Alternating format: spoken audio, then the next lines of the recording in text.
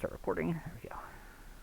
All right. So really, we just wanted to kind of continue with this area, right? Because we're getting to the point where we've got a lot of this built, right? And we're going to put a few extra points here on there on stuff like that. Get some windows eventually. We're going to get our rims, really probably next week. But I did want to kind of get the more of the interior done today. Right? Remember, we're not trying to make the most detailed interior ever. It's kind of when we're filling in so that there's stuff in here that we can see through tinted windows, right? This is really more about proof of concept, about kind of how this technique is really good at creating a lot of interesting forms that usually bi-rails would be good at. So yeah. Okay. So really what I want to do is, at this point, I think I'm actually even going to turn off the visibility for, say, the car hood and even the roof. There we go. I think I'll keep the doors, because remember, outliner's right here, right?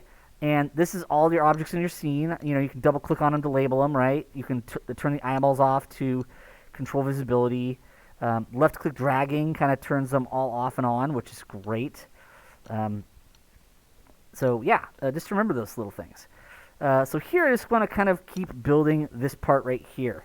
Now, this is where you actually might even not need a mirror modifier, right? Because you would want this to possibly be unique itself. So one of the things we could always do is apply our mirror modifier to this, or even just kind of separate it as its own object, right? That's very feasible as well. So that way we can kind of make it unique on both sides. So in fact, I think I will take the opportunity to, do that, right? So in this case, I'm just going to, 2 for edge mode, double left click to select that edge loop right there. And remember, you can actually right click, and remember there is that edge split, right? And that unwelds that edge loop. From there, to make this its own separate object, I just go to 3 for face mode, select the face, select linked. Remember, that is in the select menu right there. The default quick key for it's bracket, but I like spacebar because I use select link a good amount. And spacebar is just a better quick key for it than the right bracket. The default spacebar is for kind of scrubbing through your animation play stuff. So if you're a really heavy animator, keep it at spacebar. I don't animate at all. I'm not an animator. I'm a modeler. So for me, I'm like, that's a wasted great quick key. So for me, I'm like, dude, select linked. That's going to be cool. So remember, Blender is super, super easy at allowing you to assign quick keys, right? Shortcuts of your own. Remember, you just right click and assign shortcut. In this case, it's already got one assigned, so it's change shortcut. But remember, right bracket is the default quick key for it. At this point, I want to separate it into its own object. So I'm going to right click again. And this time I'll go to separate, right? So we've kind of seen this before. We even just reviewed it yesterday, right? So selection. There we go. Now it's its own object. There we go.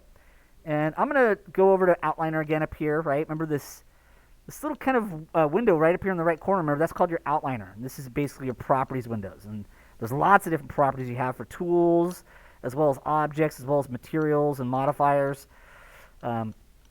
And of course, the outliner here is just a list of all your objects. So I'm going to double click on this, right? Because then I can name it, and let's call this car interior.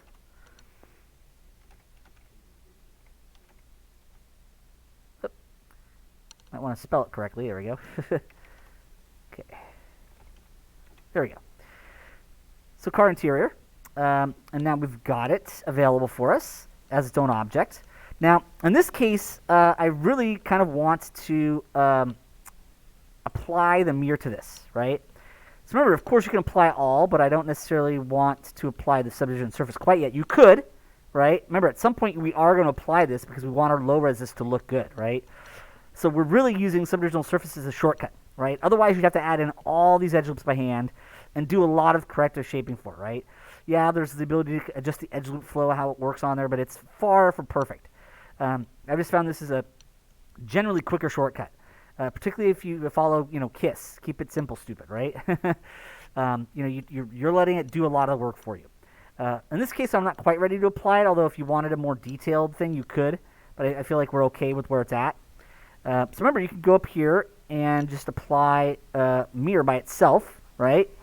And you'll see that now that mirror's been applied, and I could do stuff just to that side without doing it to the other side. So remember, you can apply either all of the modifiers or just one at a time.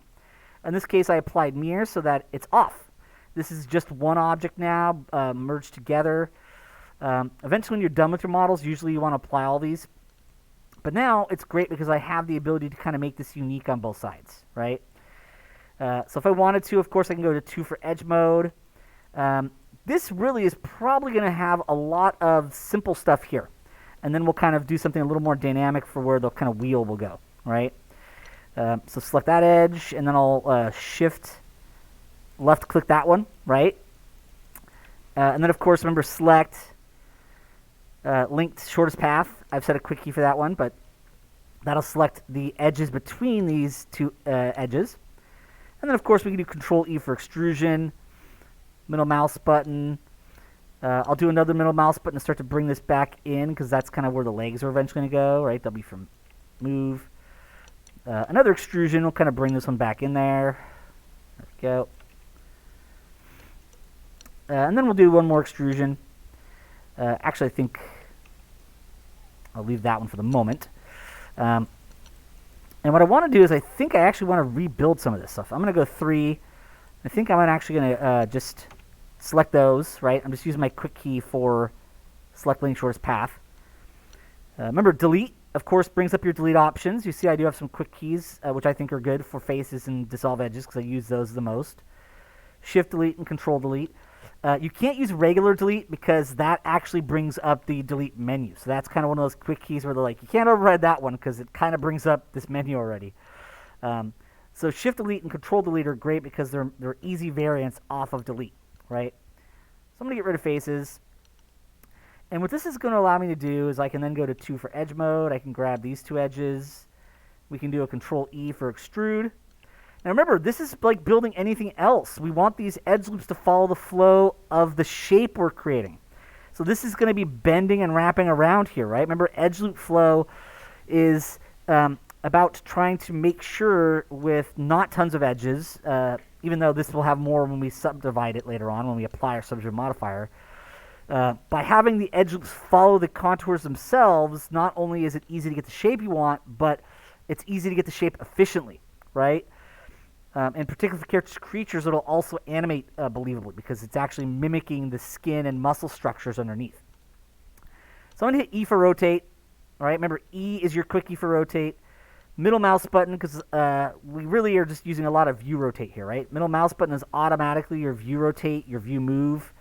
For scale, it's uniform scale. It scales all 3 axes. And I can do another Control E for extrusion, E for rotate, middle mouse button to view rotate it. Let me bring it out a little bit. And of course, Control E for extrusion, middle mouse button, which remember, if you hold down and drag middle mouse button, it does extrusion and move. And I can hit E for rotate to rotate it a bit. Maybe move that out a little bit. W for move, middle mouse button. Remember, you can always go back, double left click on that one, middle mouse button, bring that out. If I want, I can switch back to my tweak tool, right? Remember, it's up here. Q will switch to it since it's what's kind of on by default there. But of course, if you toggle to something else, that'll be the default, right? Until you toggle it. So if you don't have quick key set up for those, the way this works is actually still pretty awesome, right? I use tweak and circle select all the time. So I actually have, mouse buttons assigned to them, right? Because we have a 5-button mouse here. And I totally recommend that if you have a more than 3-button mouse, right? Take advantage of those things. Blender can totally map those, which is really cool. But Q toggles through those, right? All your different selection type things there, which 3 of the 4 are selection tools. The tweak tool is kind of a select and move tool, but it's a really awesome one. And Q just toggles through that, right? And what's cool is whatever was there last is still there. So when you hit Q, it'll go back to the tweak tool. So even if you're not having quick keys for that, the way it's set up is still pretty cool. All right, so I'll select these 2 again. And at this point, I think it's probably a good idea to maybe extrude one more time. Control E, middle mouse button drag, E for rotate, then Control E for middle mouse button, kind of bring this up, rotate. But you see how I can kind of build a more unique structure here for what our actual kind of interior would look like, right? And we don't have to go crazy with it, but we want enough there, right? In this case, I'm going to do Alt-C for a quick loop cut, right? Remember, Alt-C is your quick key for loop cut. It is right there, though. And then I could take, this edge and this edge, this edge and this edge, 2 to 2. Right-click, because that brings up your edge context menu. And, of course, we have our bridge edge loops, right? Bridge edge loops. And you see how it starts to connect that up? Now, of course, this probably needs to be connected up here. So if I want, I could probably do a couple of loop cuts here just to give us a little bit more. There we go. And that shouldn't alter the shape radically on the other one. Right? You can always make minor adjustments because the shape keeps pretty well. But you can always minorly tweak the shape if you want to. But then we can kind of come in here and quickly, right-click, bridge edge loops. If I want to do a little bit of tweaking, I can to adjust these shapes and forms a little bit. There we go. But you see how we're slowly kind of starting to create a whole different kind of part. So, right, remember, you can work asymmetrically, right? You don't have to have your mirror modifier on. It's great. A lot of things are, at their core, pretty darn symmetrical, but some things aren't, right? And so you can actually kind of work that way, right? If you want to, you can actually work asymmetrically. You just have to prepare yourself for it. I separated this because I had a good start. Then I applied the mirror modifier so that it was officially just non-symmetrical. And then I could rebuild part of it. So I'm going to go to 2 for edge mode. Double left click. Remember, double left click is for selecting edge loops. Control E for extrusion, middle mouse button. And you notice this time I did do middle mouse button drag. Right? I just did a middle mouse button click to do the extrusion. I can then hit R for scale, right? Remember, R is our scale tool. They are right here, though. And remember, by default, middle mouse button does your uniform scale, right? It scales all 3 axes at the same time. When you get used to that with Blender, it's awesome. I love it. Control E for extrusion, middle mouse button to kind of bring this in a bit. R for scale, middle mouse button. And of course, if I wanted to flatten this a little bit, even though there technically is a flatten in here, and I do find it useful, you kind of see it did kind of straighten those up. See how these have a little bit of kind of wobbliness to them? Flatten straightens them up, but it doesn't exactly straighten it to the world necessarily, right? I mean, yeah, there's options in here. You could play with normal, view, best fit. I just have found sometimes it's just easier to do 0 scales than flatten. There we go. And then, of course, if we want to, we could right-click, new face from edges. Now, of course, we can do bridges for this, but this just allows me to remind you guys that you have some other tools. One for vertices, right? And I could select this vertex and this one across from each other where there's no edge. Right-click, because we're in vertex menu. And connect vertex pairs. Now, in this case, you'll notice that we have probably one too many edge loops there, so I can do Alt-C to put a loop cut there. There we go. Maybe W for move, just to tweak it a little bit. There we go. And, of course, we can do some tweaking to some edges a little bit if we want to adjust that shape. But then I need to start to connect these. And one of the fastest, easiest ways to connect stuff is with the knife tool in Blender, right? We've seen this actually a little bit before as an option, but it is right here, knife. K is the quick key for it, but it is right there. And the knife tool lets you actually manually kind of draw in your own edge loops. So if I want, I could click on this vertex, and you see how it actually does select that vertex, and you see how it actually draws this line out. And you see it could go right to that one, or you can actually take it right across, right? Hit enter, and it makes it. And then you can go to this vertex, click on it, and then across to there, enter. And then you just click on the vertex, and you see it should highlight green to let you know it's doing it. Of course, you could draw through as many as you want to. You could even just hold down left mouse button and just squiggle it, right? If I wanted to, I could just do this. The knife tool in Blender is actually really pretty amazing. But in this case, I just wanted to do it for some simple fixing here. So I can just kind of go straight across to there. And it puts in that one right there. All right?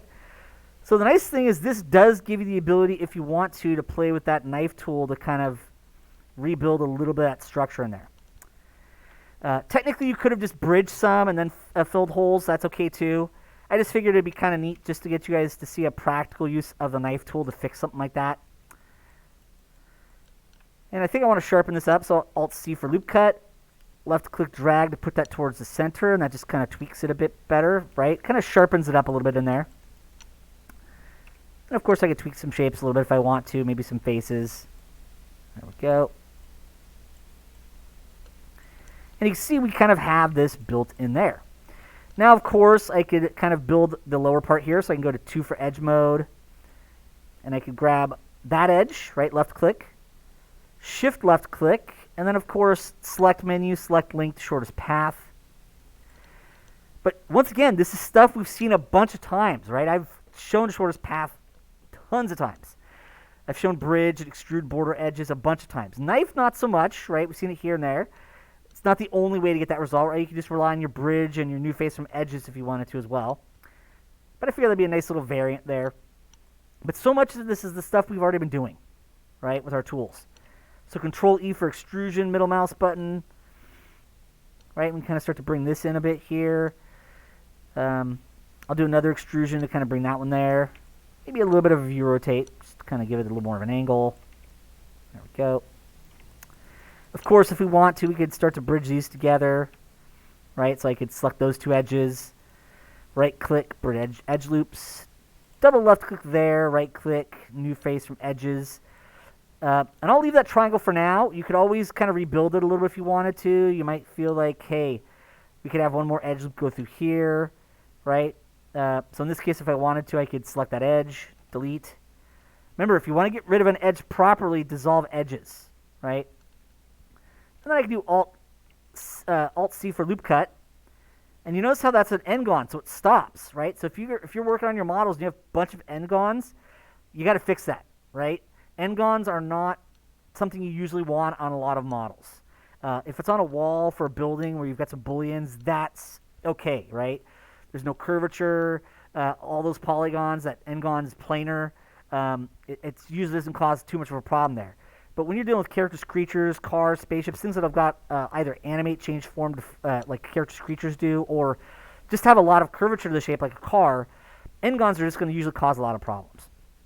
In this case, that's not too bad, but we could put a loop cut through there, right? And that's cool. We could probably use that for a little more work there. And then I can go to 1 for vertex. And I'll just switch back to my tweak tool, Q for select, or whatever quick key for it. And you notice when we put this edge loop in, it's kind of like it wants to continue to there, right? There's kind of this 6-sided now. So initially it seems like I'm making it worse, right? But I put this in here so that there's 6-sided polygons, 6 vertices, right? A bigger n-gon. But you'll notice if I kind of split the difference, go right down the middle, this will make 2 quads. So vertex mode 1, right, for vertex mode. Select those 2 vertices, right-click, and you could do connect vertex pairs. And now that's all quads, right? So remember, it's not that hard to actually fix those with a little extra edge loop here or there. And that's kind of thing that helps to sharpen this corner up a little bit, so that was actually something we really probably wanted anyways. Now, in this case, we probably need a bit of kind of a center console here. So I'm going to go to 3 for face mode. You could use circle select for that, but it was easy enough just to grab 4, right? Delete those, right? Delete on your keyboard, faces. And then, of course, what I could do is I could go 2 for edge. And I love this actually in Blender is it's smart enough to get to these areas and know that I don't want to select the whole edge loop, right? If I want the whole thing, I can just add those really quickly. But it's pretty good about stopping where you have a vertex with 2 edges. Or, 2 edges. And then I can Control E, middle mouse button to extrude these down. Probably tweak this shape a little bit. Bring that out so this console is a little bit more kind of normal shaped. So bring those out just a bit. There we go. Of course, double left click, Control E. And of course, if I want to, I can start to bring this forward here a little bit. Maybe E for rotate. And you notice how you can use your actual more precise handles instead of view rotate. There are times many times where that's actually totally appropriate. Control E for extrusion. In this case, I'm just going to middle mouse click, W for move. Remember, you have these constraint squares, and that will constrain to just 2 axes.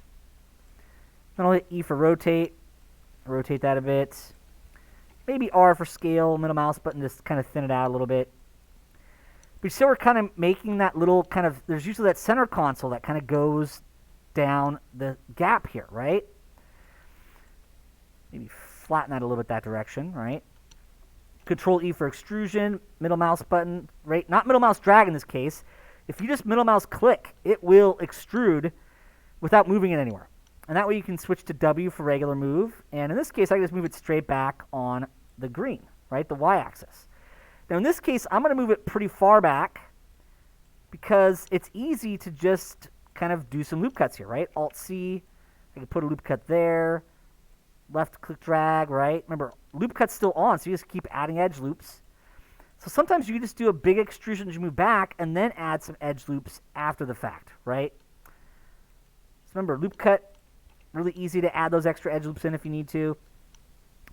And then what we could do is we could start to kind of, grab these edges on this side. So left click, shift left click, shortest path, right? Select linked shortest path. And then we could, of course, Control E for extrude, middle mouse click, W for move. In this case, I'll just move this kind of all the way out over here. Do the same thing on this side really quick. Left click, shift left click. Select menu, select linked shortest path. Control E for extrude. Remember, it is right there, though. Middle mouse click, because that just does the extrusion. W for move, move it on the x-axis, or the red. And you see how we can kind of slowly build the floor out here. Now, I need some extra edge loops there, so I'll Alt-left click, or Alt-C, right, for loop cut, and then left click. And that can start to give us a little bit more there. Maybe one more there and one more there. And I'll just let those be right in the middle instead of dragging them. But you see how we can start to build up the floor, right? And then we can start to do some more bridging to connect stuff up. So you can see we're kind of building much more of an interior, right? Eventually I'll put a quick steering wheel in here, fill this in a little bit more, get some quick seats in there. It'll just be something that we kind of have at least an interior, right, to see through the glass later on, right? Because we're going to do a lot of the car's texturing just with materials. It'll be a great exercise just to focus on shaders and materials a little bit more. All right, I think that'll be a great place to stop for today. But most of that was the stuff we've already done and seen before, right? It was still just extruding border edges, bridging border edges, occasionally new face from edges, connect vertex pairs, loop cuts. We've seen that stuff. The knife tool we haven't seen as much, but I figured this would be a great little alternate way to do this, right? Just bridging those guys together would have worked pretty well too. And then a loop cut, maybe a little bit of merging vertices. But knife is a neat tool that you're probably not going to need all the time, but occasionally comes in really handy, right? And Blender's knife tool is pretty awesome. It even gives us our slice functionality, right? So if we turn it on and we just left-click drag off an object, I'm trying to remember how that actually works. Nope.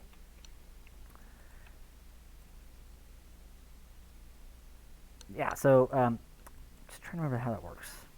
Because there's a... Oh, yeah, that's right. You just left-click, and then you could just... Instead of holding down the left mouse button, you just left-click and then drag, boom. I just don't slice that many things, right? I'm not Fruit Ninja. But the overall knife tool in Blender is great. It actually does a lot of what you'd expect from Maya's, except actually a little bit better. So that'll be, I think, a great place to stop for today's car. So I'll stop the recording.